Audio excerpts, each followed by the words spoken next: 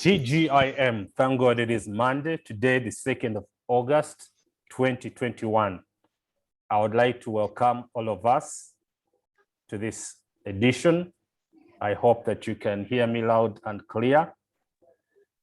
And I hope that we are all having a wonderful new month, especially after our movements have been eased a little bit. And also we thank God that we are all still alive. Praise the Lord. Can I have just someone say hello to me just to confirm that we are hearing what I am saying? Hello.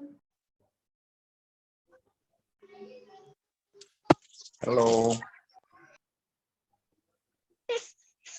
Hello. Hello, Brian, how are you? Are you hearing me? Yes, I can hear you. Yes, I can hear you.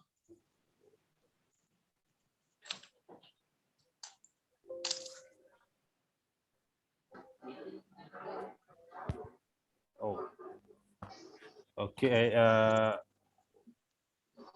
We shall start straight away with our session today. Our guest has not yet joined us, but we shall nevertheless start. He will find us along the way.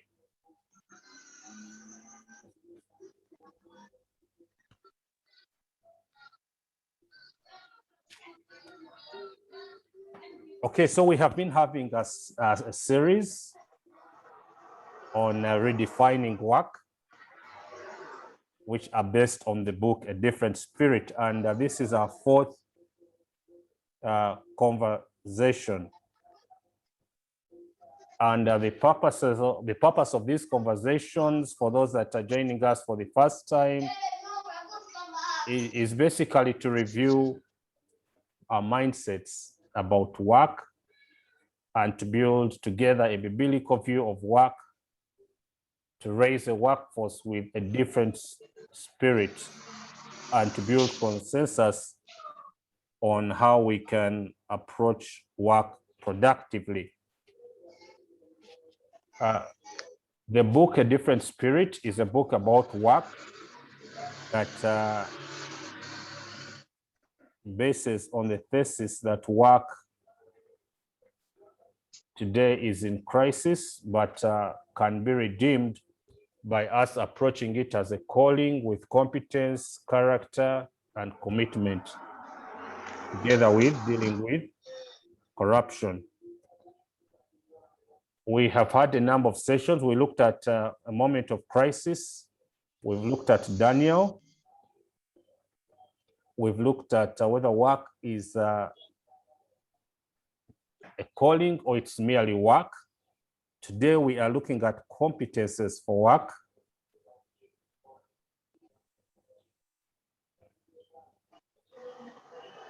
And then we shall look at the place of character next week.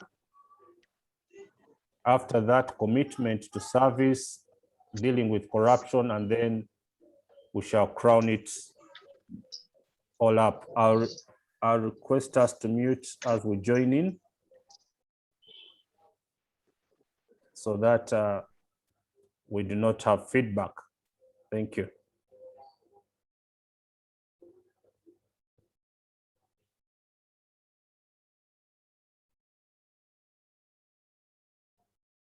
And I'll give an overview of what we have seen so far for the sake of those that have not been with us before, but also as a reminder. Let me just confirm, are we hearing me properly? Do I need to increase my volume? Your volume is okay. Okay, thank you.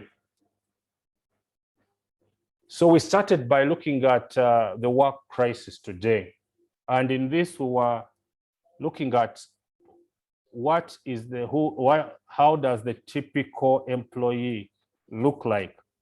And that day we developed consensus that the typical employee often in the private sector is one who fulfills their job description, and most times nothing more, nothing less. But that even then, there's usually competition between beating the system and building a stronger system that cannot be beaten.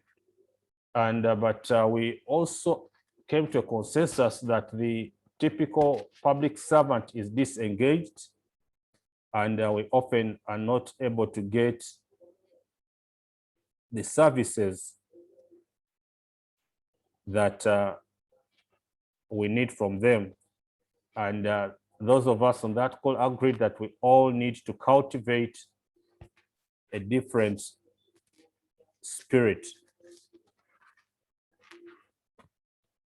The second session, we looked at the story of Daniel and how Daniel had approached work with a different spirit, which spirit can be summarized in two principles: excellence and no to compromise. He, both in terms of how of his build, his knowledge set, it was an excellent knowledge set.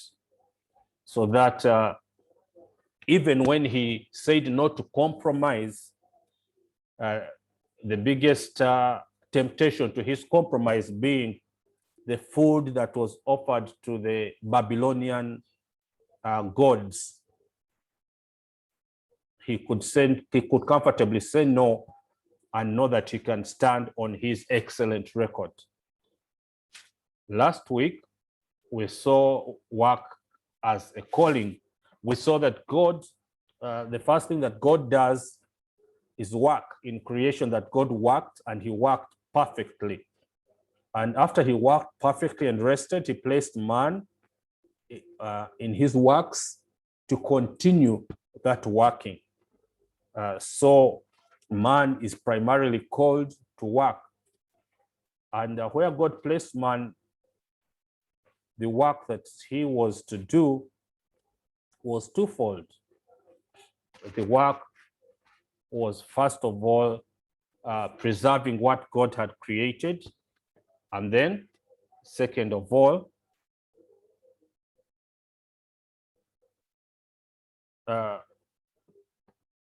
multiplying it, manipulating it so that there is extension of that work.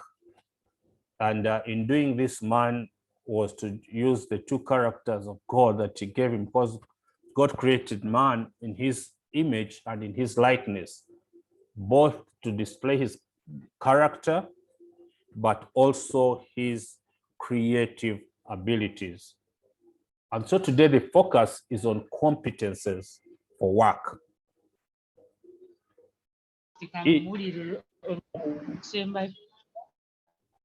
If we are to work effectively, we should be displaying certain competences, and we are expecting a guest, but before he joins in, or as he joins in, we shall nevertheless discuss, and we shall straight away delve into our discussion for today. The Bible tells us that, do you see any truly competent workers? They will serve kings rather than working for ordinary people. Praise the Lord. Do you see any truly competent workers? They will serve kings rather than working for ordinary people. And that is where we are going to start our discussion for today. And it's going to be, these are conversations, okay? That is the approach that we have used. as opposed to having specialists come and speak to us, because we all have different experiences at a level. So we have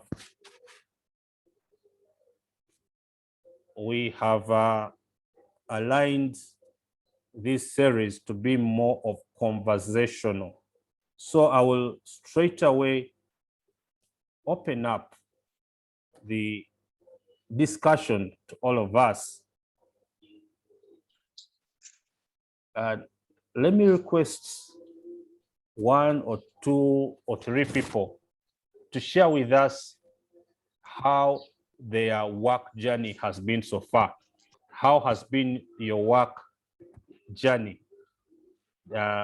Did you immediately get the job of what you studied? Did you have all the competences? Did you have some struggles?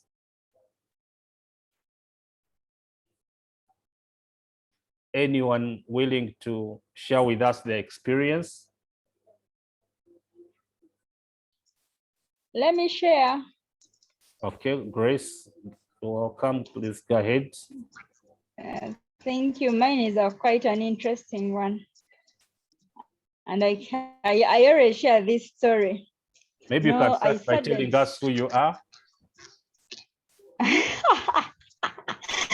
So that I'm tagged by the story wherever they meet me.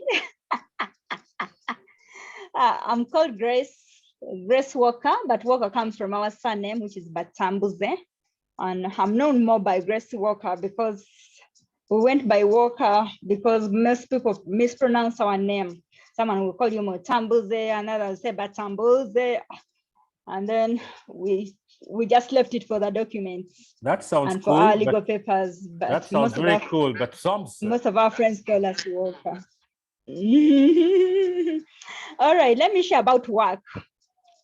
So, of course, did the basic education, nursery to P7, then senior 4, senior 6, and then, yes, Makere, here I come, and they first gave me human resource, but then after I requested for a change social sciences.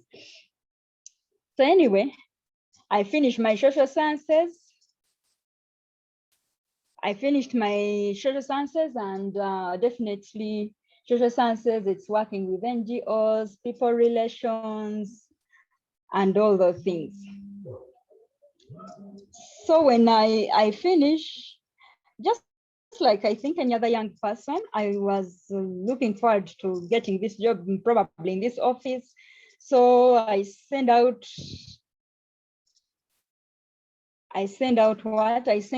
CVs, and you're learning to write CVs.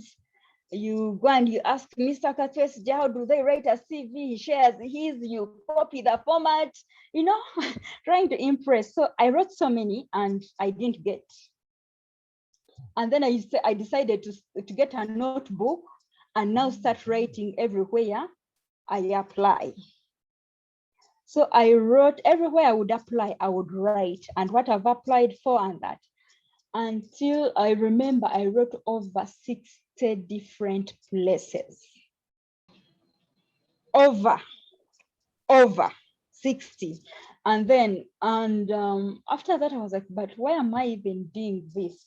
So I sat back and I asked myself, what do I love?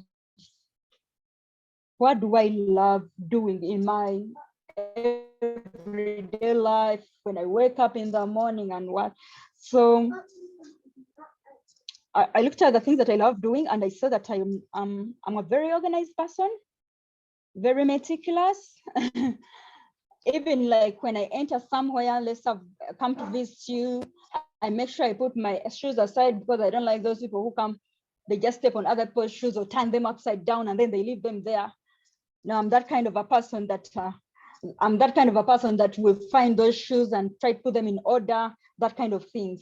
I put the curtains, actually, the very first time when my friend, who is now my husband, visited me, I asked him to draw the curtains and he drew them in a different way. He noticed that I actually went and arranged them. And to me, it was just something, I'm wired like that.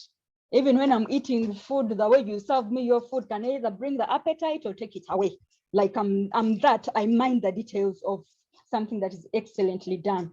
So I'm like, oh, so if I'm like this, how can I make this kind of character of mine make for me money, put food on the table? Because by that time I was already living alone. I quite have a long story. I was just away from home in senior 6. I was just away from home. So, and of course, beginning university, I had to find where to stay. And thank God, I have a sister of mine. She now lives in Imbale, where she housed me for all the 3 years of university. And even when she got married, I still remained in her house. She helped me a bit until I found my bearings. So now I had to pay rent. I needed food and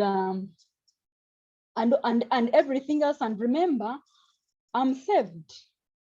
And I go by the standards of the book. And I thank God for Full Gospel Kasangata. I thank God for the likes of Ernest, for Pastor Stephen. They really grounded us. There are some principles that they put into our lives that can never go out. So I'm looking for something to put food on the table to pay my bills. Basically, pay my bills. Give me a place where to sleep. Give me medical care in case I get sick and that. So I'm like, so how can I do this? I was like, I look for a way of bringing it onto it's bringing me money. So I looked, I'm like, okay, in Uganda, who can really allow me to be their closet organizer? I said, first of all, that one is dangerous. You can get raped, you can get molested, but someone also can accuse you of things. And I thought, so I'm like, so what? So I took it to events. I'm like, yes, I've been to events. They have all the money, but they are very disorganized. Some of them are poor. But yet actually we could have gotten the little money they have, organized everything, and no one would even ever know. So I took it to events planning. Remember, I cannot I don't have, most of the people in Uganda, when you talk about events planning, they think about tents, chairs, what? No, me, I sit with someone, we look at the budget you have, and we look for the best way possible to make it work. And then how are these things going to be? How will it come out? How will it go? So that we have things that are flowing in an excellent way, but very beautifully and well organized. Not those things of, my friend is talking and then the friend is not around, or she's disorganized, she wasn't even told. So, and I started, the easiest was beginning with people's workshops, conferences, people who have so many meetings and they are never scheduled and they don't even know where to begin. So you have I 1 did minute. that. Yes. So actually even less, because this is my last bit. So, and the Lord was gracious enough that I got different small workshops, but one that was a big break for me was a project that Makerere University had with World Bank. And they were outsourcing an events planner, and many people came on board, but I was singled out. And the Lord, and that was my big break. And from then, it has never looked behind, because those same people, the different people that would come for those workshops, those meetings, those projects, because I was with them until the entire project ended. Those are the same people that connected me to different ministries, different organizations, different places, Ministry of Energy, GIZ, Ministry of Works, where helping them with organizing their events and conferences and workshops and expos and that. So that's how I came to be self-employed, and that is my work journey. Okay, thank you for sharing. That is Mufunze. Thank you, Grace, for sharing with us your journey. I'll get back to you shortly. Could I have just one other person share with us their work journey and what what we want to hear as you share your work journey is what has helped you do what you're doing. What are those skills? What are those characteristics that have helped you do what you're doing? I'll open it up. Do we have at least one person willing to share with us their story in 2 minutes?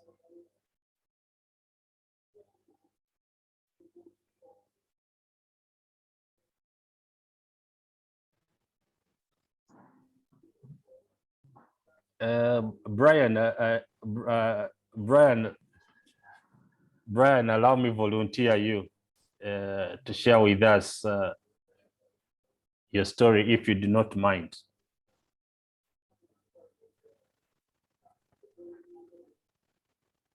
Nyazi, are you able to share with us your story?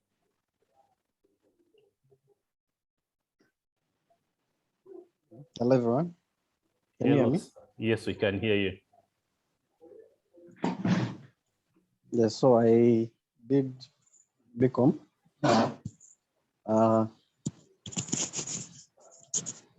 Then I didn't know what to expect in the field.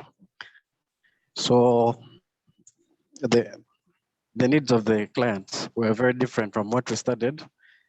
So what I had to do to survive is to make sure I do a lot of research on Google, on internet, and also mentors, so that I could be able to learn how to do the accounting work that I practice.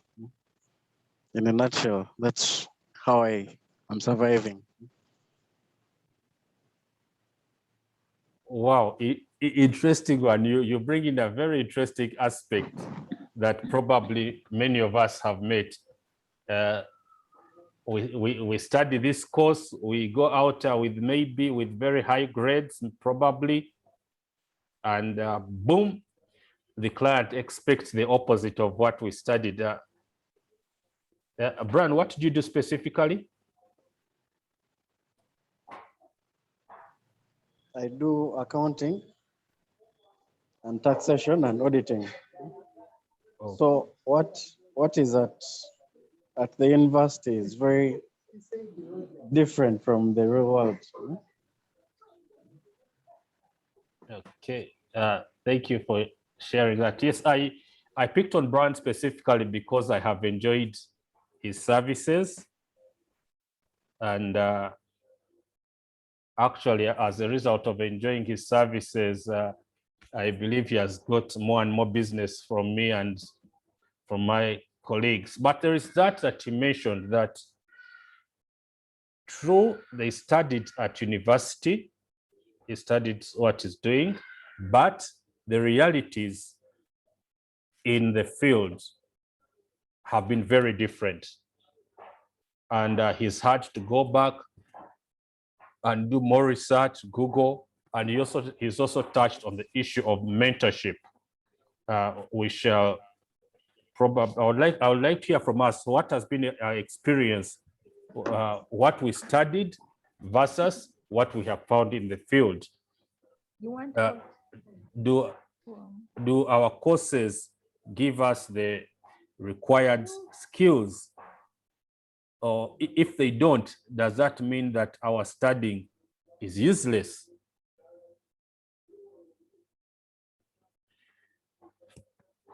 Anyone want to speak into that?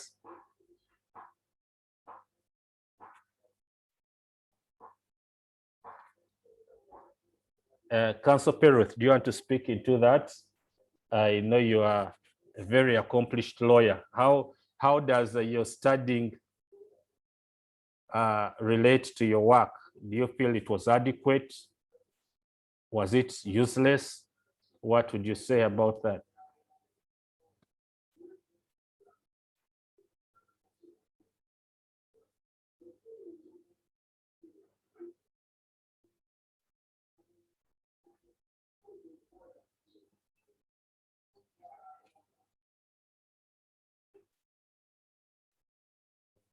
Okay, as Perth prepares herself, anyone else want to share with us? Rachel, do you want to share your experience with us? Study versus the actual work field.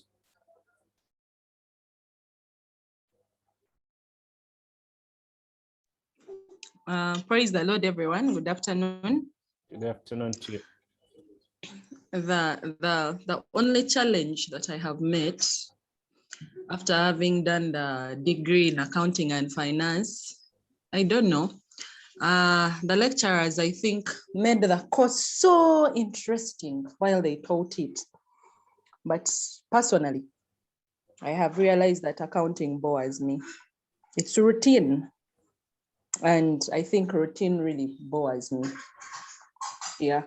So while they taught and did everything, it seemed like, the way they taught us is different from what I find on ground. On ground, it's more like bowing your head in books of accounts and what. So I find myself really getting bored. And maybe something else that I will say is there is need to really guide, people. Because a brief background, when I was growing up, I wanted to either be in media or to do law. So when I missed my government sponsorship and my mom told me, go to UCU and do the law that you have always wanted. I told her that those fees are so high. And anyway, my faith was low, and I was looking at this single mom who is going to dish out all that money, and things were not adding up. So I said, what other course can I do that is not mega? It won't feel like I have disrespected my parents if I do it. So that's how I ended up, applying and being given Bachelor's of Arts in Economics at Makerere, but my mom had a different picture about Makerere, so she said, no, Chambogo is a Kama university, you go there. So over time, as I have grown and I keep evaluating myself, I realized that, okay, I find accounting boring. Probably it wasn't really the passion. I ended up in it because probably of circumstances. Yeah. So even as we go on, even as, people are teaching children and what, it's important to keep pushing for what, they are really interested in. Because there are times I was trying to force a cousin of mine to do sciences, and she told me, I think I'm not interested in sciences. I'm not interested in any engineering course. I am going to go and do arts. I feel like that is where I belong. Yeah, so that's my submission. Wow, thank you. Thank you, Rachel, for sharing with us. I can see it was a journey of humps until you finally found your space. And again, that bit comes out that probably there was a bit of a gap in fully preparing you for what to really actually expect in the work field. So I'm going to move on to the next question for us to discuss. And the question is, what are those basic competences that we need to develop in order to be successful in the work environment? What are the basic competences that we need to develop in order to be successful in the work environment?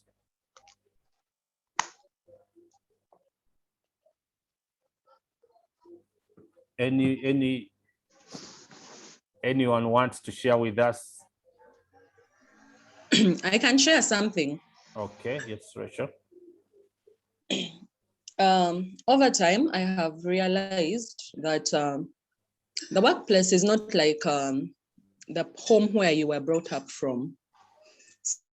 enter a workplace with a mindset that some moments it's going to be hard. It's a place of growth. My boss really me to the point that I had to go to it and cry. But right now, look back, I realized that meant, and it should actually be switched. But when I look back, how those moments made me. Of course, there are moments he was wrong side. When a moment, so when you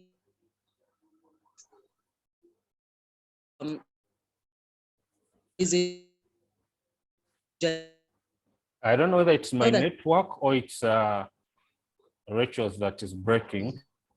Are we getting her well? Clear. okay?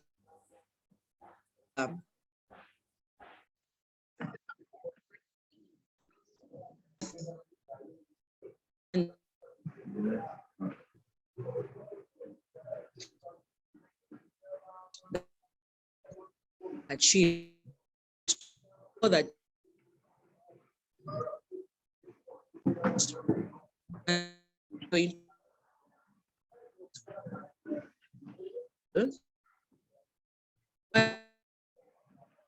work, and then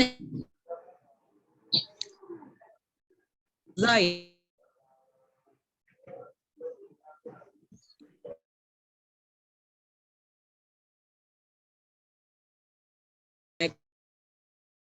have seen the you now you have to accept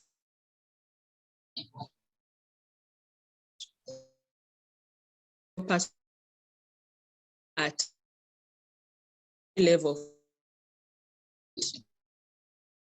scale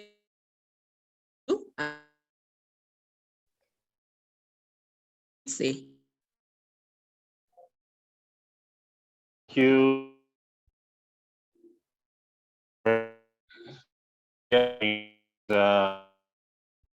we deliver skills that rate it. Not sure what you need if at your workplace general.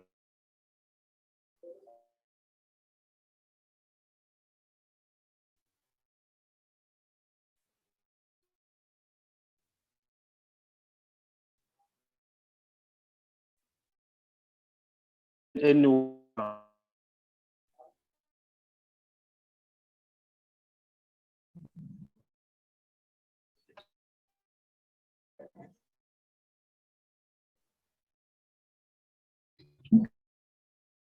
I'm using someone called me to talk.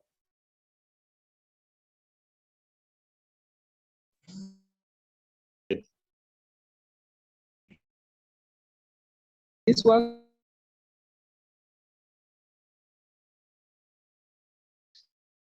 for you need with up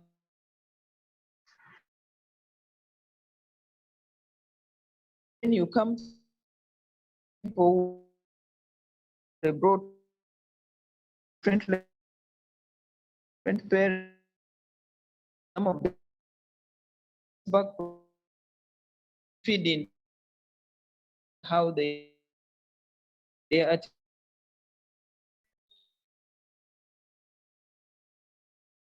learn your people, then you some people, they are maybe form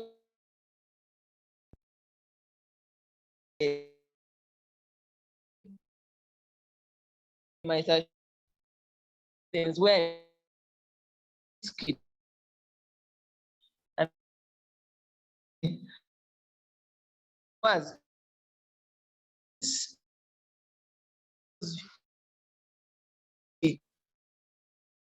you get opinion with as opposed to call and new let me the when you're supposed to and see how the people in a so you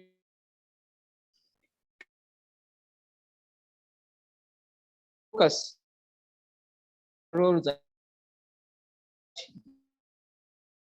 and so by the and I think drawn on that you are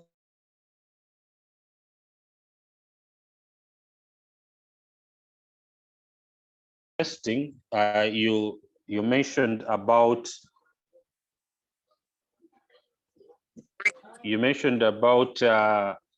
working, and then others are not happy because you're working.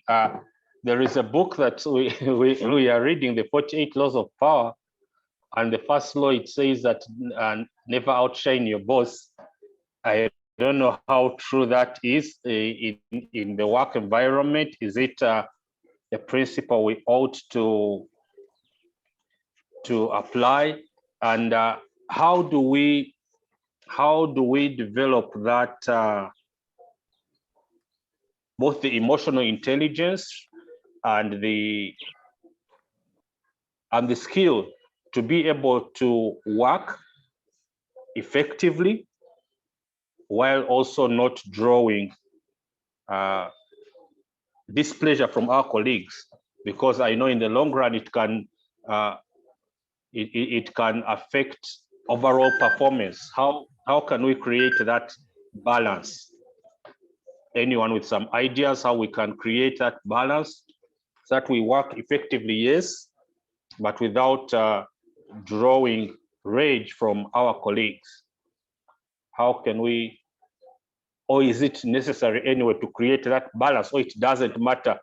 Let them say what they say. What do we think about that situation?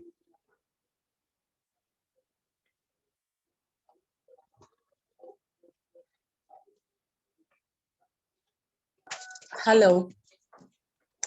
Yes, please.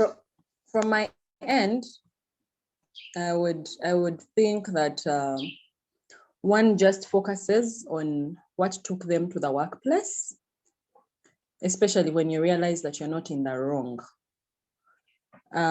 Working in finance, sometimes I face the challenge which I think most finance people or administrators face.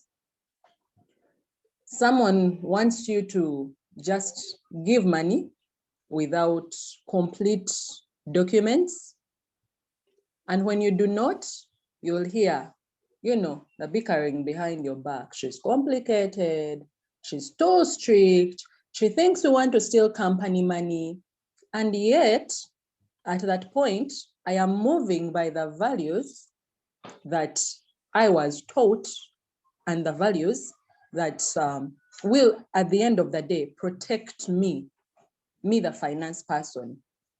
So I think it's about thinking through and seeing, is this worth your time or isn't it worth your time? Because sometimes there are really wrangles that are really not called for. You're supposed to bring these supporting documents for me to be able to release money to you, but you don't bring them and you just want to talk by word of mouth. how do you want me to deal with you? And then you find someone saying she's complicated, she's like this. You ask someone for a receipt and they behave like they don't know that after you've given them money for something, they must produce a receipt. So I think one needs to gauge and see whether something is really worth it or not. But otherwise, at the end of the day, you know what took you to that job, you know why you applied for it. So if something is not your problem, you go ahead and concentrate on your work and pray to God to settle the rest of the matters. Yeah. Okay, thank you. What I seem to be hearing from Rachel and from Peru is that it's up to them if they think you're being a poser or you're feeling sweet, like we say.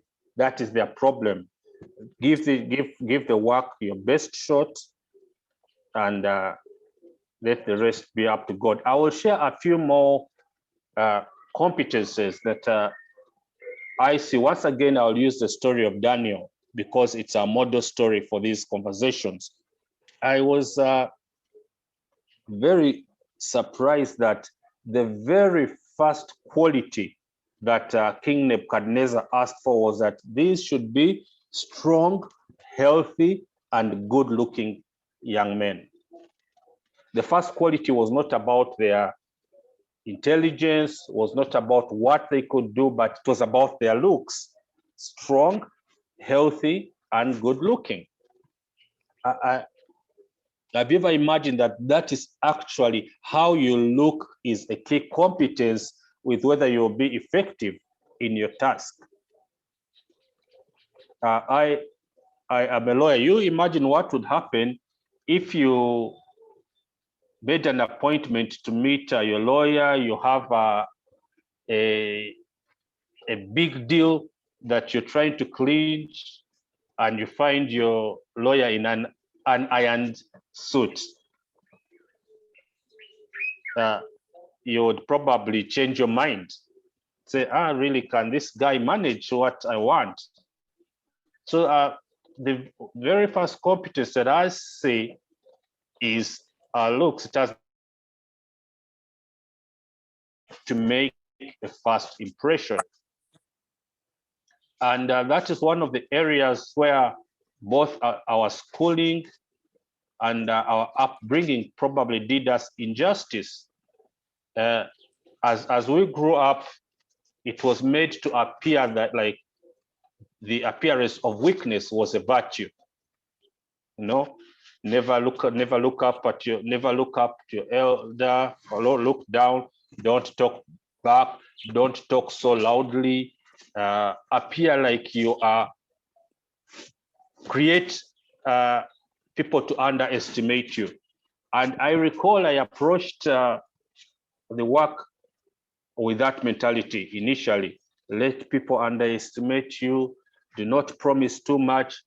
And it cost me my first interviews. I think there were about 3 interviews which I did not pass because I went with that mentality. Don't appear so confident. They may think that you are too powerful for them. Your handshake shouldn't be so firm. I remember in one of them, one of the interviewers extended his handshake to me, and I tried to act feeble so that I don't appear too strong. And of course, I did not get the job. And then as I interacted with people that were higher up is when I learned that no, you are supposed to look bold, act bold, look the best that you can. And like they say, the rest is history from the moment I learned that principle. So the strength of our looks is key for the work environment. Another principle that I see is that they were supposed to be well educated. Well educated. We cannot discount the role of education. Yes, Brian shared with us how he found a disconnect between his education and his and the workplace. And I think also Grace also shared with us how she's found herself doing something completely different. But nevertheless, this does not discount the place of education. Excuse me. And as we approach our education, we should not expect that from what we are studying, we are going to get the skills that we need for our workplace. No, but as we study, we are developing skills. We are developing reasoning skills. We are developing research skills, so that the same skills that we apply to that academic research should be the same skills that we eventually apply to our workplace. If we are able to successfully do research and do a dissertation, a thesis, why should we fail to use those skills to conduct research in our work environment? Okay, so we need to make sure that our books are in tip-top. I remember one time I shared with a group at our church, and I mentioned that many times we shall find ourselves when we are in places that we do not have the qualifications to be. We do not have the academic qualifications to be. But one thing that we need to do the moment we find ourselves in that scenario, we should very first acquire the academic qualifications. And one of the people that was in that meeting later shared with me a testimony and said that actually, when you shared I was in that place, I had been made part of management to handle a role that I had no qualifications for, just because the boss was happy with my work. I went very fast, and after that session, I went and I did a postgraduate diploma in that area. It was human resource. And when there was a change of boss, there was a review of staff's academic qualifications, and people began pointing to that person and saying that person does not have the qualifications. She was just favored. But she was able to say, I did not have them, true, but now I have them. And that saved her space. So we need to make sure that we have the academic competence as well, knowledgeable with understanding in all areas. Okay, Daniel and his friends had to have understanding in all manner of literature. Okay, do we have a broad understanding of life? If we narrow to just our area, then we shall find challenges. We need to be able to both be generalistic specialists, if I may put it. Yes, we have specialized in that one area, but we have a general grasp of all other areas of life. Because especially if you're to climb up the career ladder, the higher you climb, the less you will need of the specialist skills. A managing director in a bank may not necessarily need to have a PhD in banking. Actually, if you need more of someone who has a good grasp of all the areas rather than a specific grasp in one area. Our specialized skills will help us to be competent in that one area, but if we are to grow higher and higher, then we need to develop more of the skills on leadership, more of the skills on general market trends and aspects like that. So we need to invest in our education. We need to invest in our learning.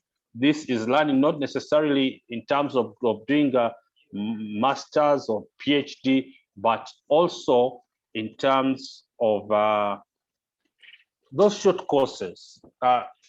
Sit down. Right now, the internet is awash with a lot of resources that you can learn on your own. Coursera, and many others. You can develop so many skills right now on online. Grasp that opportunity. And the last skill that I will share from me, Daniel was supposed to be wise and with a good sense of judgment. We need to develop our sense of judgment, and how shall we do this? Of course, one way is through experience, but someone has said experience is the worst teacher. It gives the exam, and then after that, the lesson, after you have failed the exam. But we can leverage on things like mentors, coaches, role models. I'll encourage each of us to identify mentors for our aspects, while as well as identifying people down that we can mentor and raise up as well, so that we can develop a good sense of judgment. This will key among these is emotional intelligence that I mentioned about a little earlier. The fact that you have your right does not mean that you must say what you want to say. The fact that you have the best solution does not mean that you should stamp it on everyone. We need to develop the wisdom to be able to persuade others onto our side, so that we can together move with this right idea. So as I summarize, I will encourage us, look up to others who have done it, read up, listen up, spend your pastime. Don't just spend your pastime watching only movies and only sports and only football and only athletics, but also spare time for personal, professional development through listening to others, through interacting with others, through encouraging others. I hope that you've benefited from those few principles that I have shared. Sorry, our expected guest was not able to join us. I think he got some challenges, but I hope that you have benefited. As we close, I'll just give an opportunity to just 2 people to respond, to make a comment, question, or response. Any 1 or 2 people that want to do that?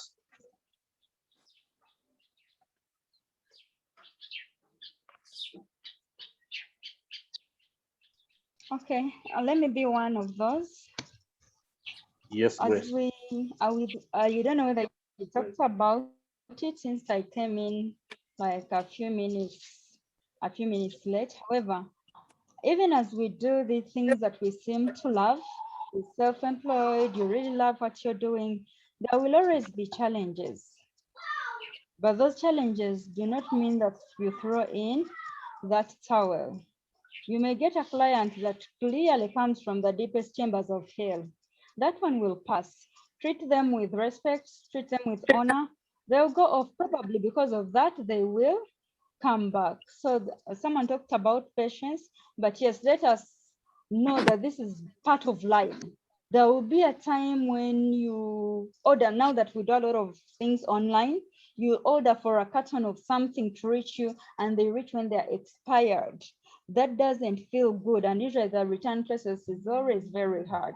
So every now and then there is something that comes up, but it's you holding on,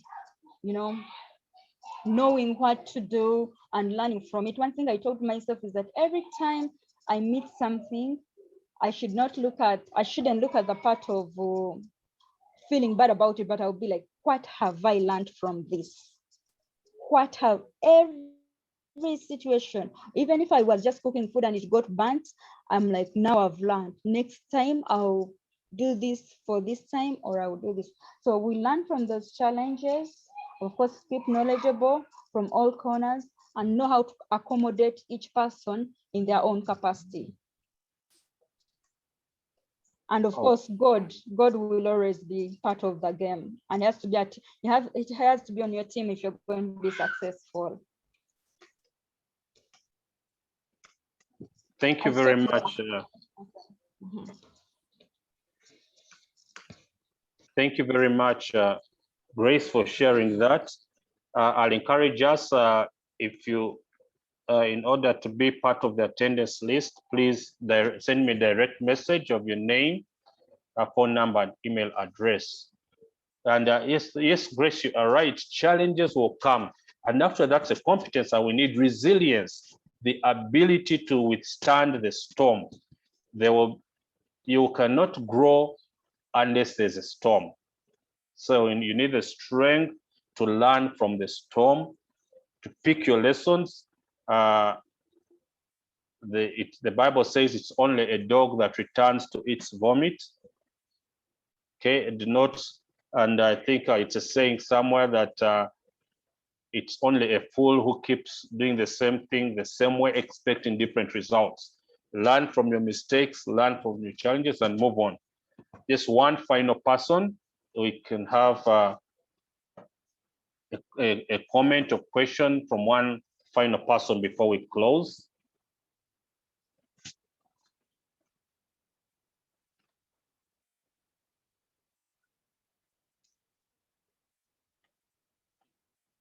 Okay, I think we do not have any other question or comment.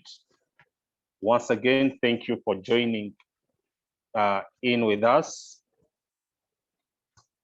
And I'll encourage us to identify and develop those competences that we need.